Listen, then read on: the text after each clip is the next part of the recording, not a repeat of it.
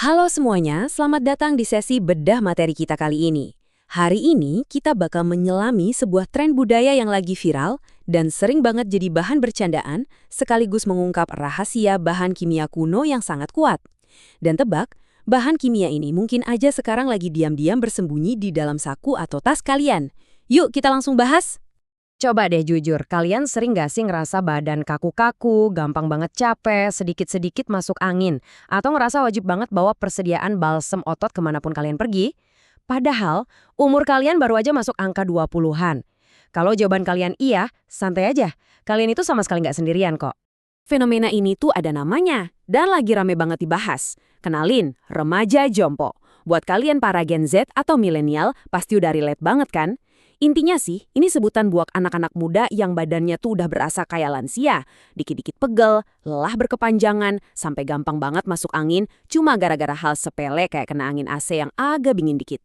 Bahkan, ada satu kutipan dari Lemonade yang bener-bener brilian banget nangkap situasi ini. Ada yang ngepost gini, belum umur 30 tapi badanku rasanya seperti nenek-nenek. Ini tuh nunjukin banget betapa lumrahnya dan kocaknya pengalaman kolektif yang lagi dirasain sama banyak banget anak muda zaman sekarang. Masuk ke bagian pertama, paket pemula, sang senjata pilihan utama. Kalau kita bedah isi Jompo Starter Kit yang sering seliweran di internet, kita bisa bagi andalannya ke dalam 3 kategori utama nih.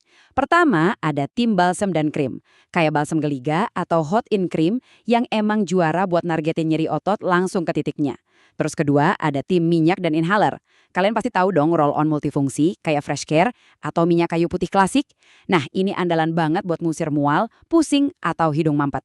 Terakhir, tim koyo, kayak salon pas, yang ngasih sensasi panas, meresap, dan tahan lama, pas banget buat nemenin kalian kerja seharian. Tapi, mari kita geser obrolan kita dari tren budaya pop menuju ke sains. Pernah kepikiran nggak sih apa rahasia di balik semua produk starter pack tadi? Apa sebenarnya bahan ajaib yang bikin obat-obatan pereda nyeri ini bisa bekerja seampuh itu? Bagian 2, kenali camphor. Mari kita pahami sang obat utama kita ini. Jadi, rahasianya itu ada pada satu senyawa organik padat yang namanya camphor atau camphor. Baunya khas banget. Senyawa inilah pahlawan super yang diam-diam ngasih kekuatan magis ke sebagian besar balsem favorit kalian. Dan asal kalian tahu, ini tuh bukan cuma tren masa kini, sejarahnya udah panjang banget. Di era kuno Tiongkok, camphor udah dipakai sebagai obat tradisional.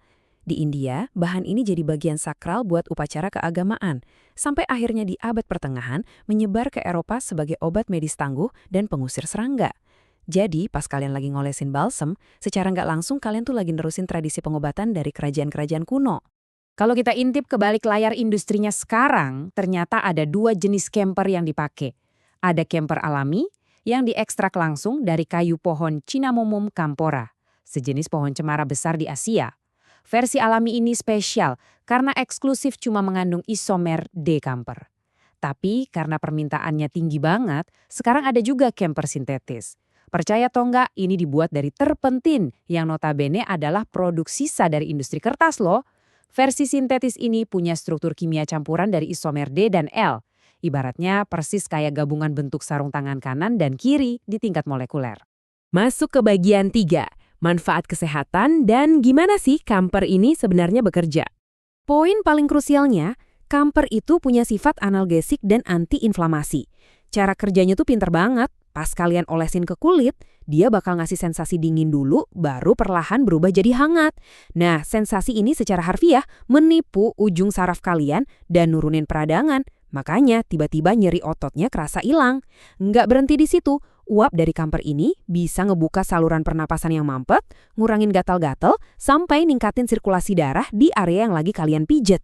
Dan yang bikin tambah kagum, kegunaan camphor ini nggak cuma sebatas manjain otot kita doang. Senyawa ini serbaguna banget di dunia nyata.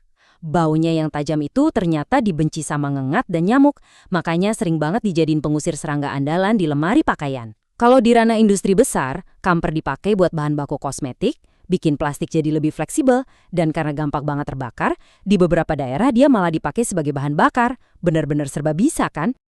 Lanjut ke bagian 4. Keamanan dan efek samping. Ini super pentingnya, jadi gunakan dengan hati-hati ya. Meskipun sangat ngebantu, kita harus selalu ingat kalau kamper itu adalah bahan kimia yang sangat kuat yang menuntut kita buat bijak pas makainya. Ada aturan keselamatan mutlak di sini. Aturan nomor 1, dan tolong dengerin ini baik-baik. Jangan pernah menelan kamper. Ini sangat beracun kalau sampai tertelan. Kalian juga harus pastiin bahan ini nggak kena mata atau diolesin ke luka yang terbuka. Terus, pakainya secukupnya aja. Sering banget nih kita ngerasa, makin banyak diolesin pasti makin cepat sembuh. Wah, itu salah besar. Kebanyakan justru bisa bikin masalah baru. Kalau kalian pakainya berlebihan, bukan yang ngerasa lega, yang ada kalian malah kena efek samping.